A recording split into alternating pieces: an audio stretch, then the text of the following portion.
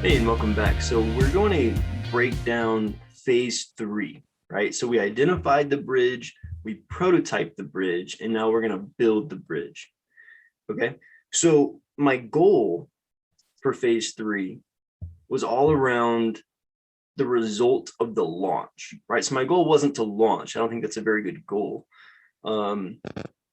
Right. So if you look at goals, they should be outcome based, which you'll notice a consistent theme around a verb, right?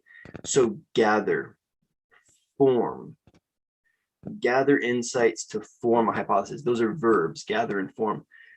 And for phase 2, validate is also a verb, right?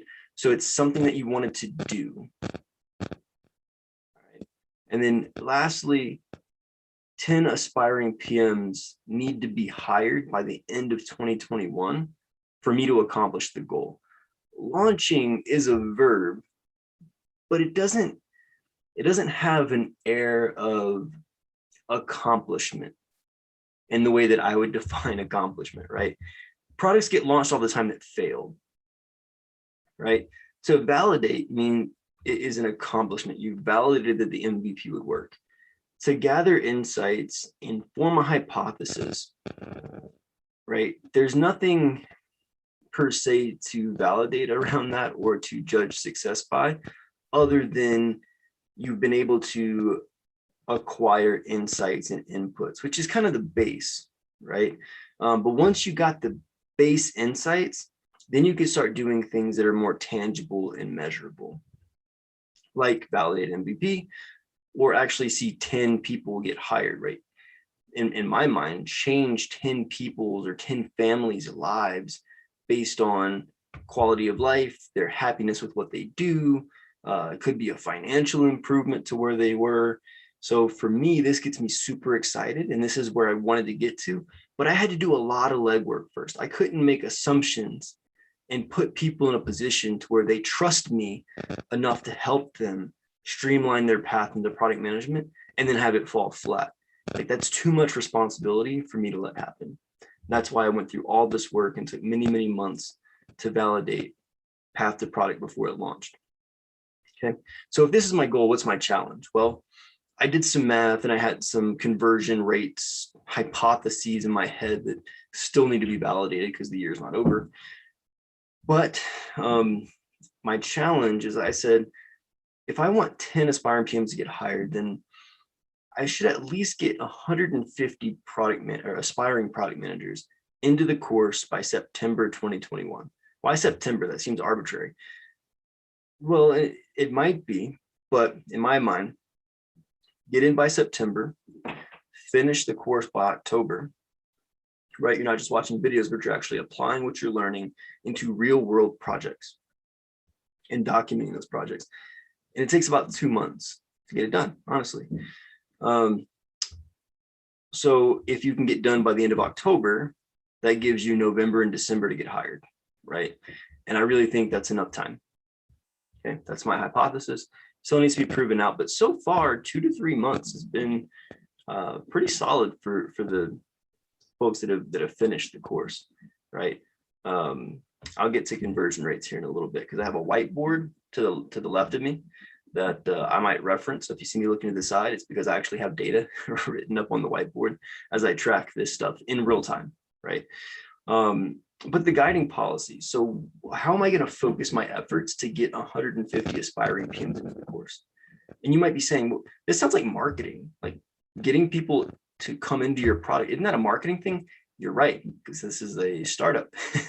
And so when I said that this strategy framework is great for product development, it's also great for marketing. And so now you kind of see the applicability here and how it can go into other places besides product, but how it also really relates to product and how you can treat it the exact same, frankly, from a framework perspective. All right, so my guiding policy is to create valuable content to drive new user acquisition. So my hypothesis is that I'm going to focus my effort on creating value for people before they ever even come into Path2Product to build trust. Because to me, it's all about building trust. If you can trust me if you can trust that what I'm saying has a level of competence to it, then you're much more likely to come into a course that you have to pay for to get to where you want to go, because you have endless options of things that you could learn.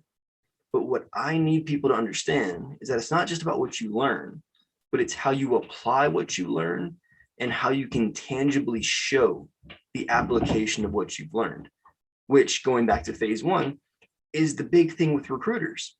The reason why they look so hard at experience versus potential is there's no tangible way to measure potential today until Path2Product for product managers who, aspiring PMs, right? But before Path2Product, there really hasn't been a good way to do it. If you want to be a developer, you go to a boot camp, right? You get on GitHub and you start shipping code. If you want to be a designer, you can go to a boot camp too. You can get on Behance and you can get on Dribble and like all kind of other design platforms and show how you can take design problems and design for those problems, right? Create user flows. You can tangibly prove that stuff, but it's been really abstract and hard to do for aspiring product managers. And that's why Path2Product exists today. So you can tell I'm really passionate about this because I really am. If you're an aspiring PM, I've been in your position. It took me several years to break in and try to crack this nut. And it wasn't until I got into product that I actually applied what I had been learning to figure out how to launch this thing. And now I want to give back.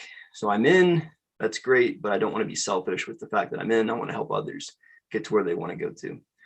So now that my guiding policy is in place and I'm focused on what we're going to be doing, here are the actions. You can treat them as epics, right? Going back to what we talked about before. So launch the course, right? Sounds pretty straightforward, but this was an interesting journey for me. I tried working with multiple developers, part-time. We all had day jobs and full-time things. Things fell apart, right? Fortunately, I found a platform that I could build off of. I call it a no-code platform. People might call it different things, but I found something I could build off of to where I could mostly focus on the content of what I've been trying to automate in phase two, right? The training and the ability to document, leave behind materials, those kind of things. All right, so once the course was launched, which was, I think, December 5th, 2020, I think that was the launch date. If you sign up, you can go check. If you look at my profile and when I started, that's the launch date.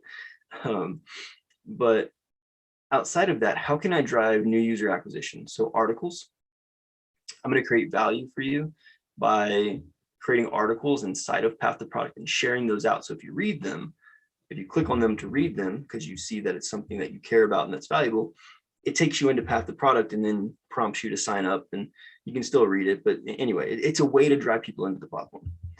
There's a referral program. So if you join and you start inviting people and they sign up, you get paid. So FYI, if you want, make a few bucks, get a few Amazon gift cards. It's a great way to do it. Partnerships, right? So I have a partnership with a product management career accelerator. Jay Taylor is a group product manager at Twitter. He runs it. He licensed my content in his accelerator. So there's other partnerships I'm working on, but that's one that I got launched since this was created. And I created this back in November, December. Like, it's still on my whiteboard, pretty much what you see here. Live Q&A and AMA sessions. So I can host live events inside of Path2Product. I can invite people for Q&A sessions or ask me anything sessions. I call them ask me almost anything sessions because they're typically tailored around a specific topic. Podcast promotion. So I have my own podcast. If you like podcasts, check out Lessons in Product Management. Every once in a while on an episode, I'll shout out Path2Product. I have a YouTube channel. This is newer. So as you see going further down, newer stuff. I have a YouTube channel that gives you exclusive content, gives you different types of content, a different flavor with live recordings, whether it's podcast or otherwise. That's where I share success stories of students from Path2Product who've gotten hired in their journey, and then books. So I think I mentioned earlier that I'm writing a book on assumptions for PMs.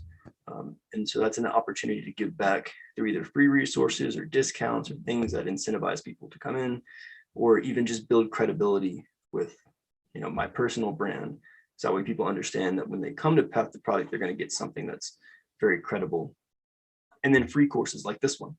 So it's all about building trust. If you can see that I can create value for you for free, and then understand, oh, well, if this is what I get for free, what do I get for what I pay for, right?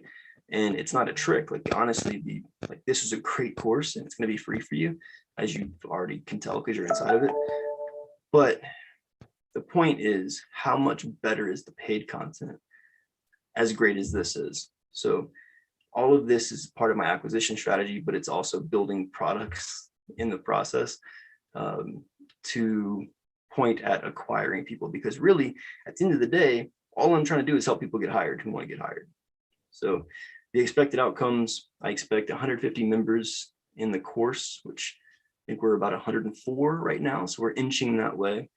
And this was by, I said, I think at the top, yeah, by September 2021, 30 completed by October 2021. So if you're, good at math, I'm not, but that's a 20% conversion from people who joined to people who finished, which is a little lower than what happened in the 101, but there's some reasons for that. When you're face to face with somebody, there's a little more accountability. So when the accountability goes out the window, I'm going to say it's going to drop to about 20% completion. And then out of those 30 who complete, I'm going to say 1/3 get hired, and that's taking into some other variables into account too. But that's kind of how I've broken it out. That's what I'm shooting for. That's why I want 150 PMs or aspiring PMs into the course. And that's how I think we'll help 10 aspiring PMs get hired by the end of this year. So far, we're at 4, and we're not quite halfway done the year. So I think we're about on track with where we want to be. So super stoked about where we're at. And I really hope that this helps as you go through product strategy development and the different phases of that.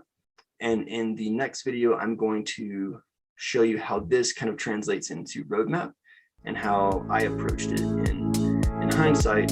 If I would have actually built out a roadmap in RoadMonk, what would that have looked like?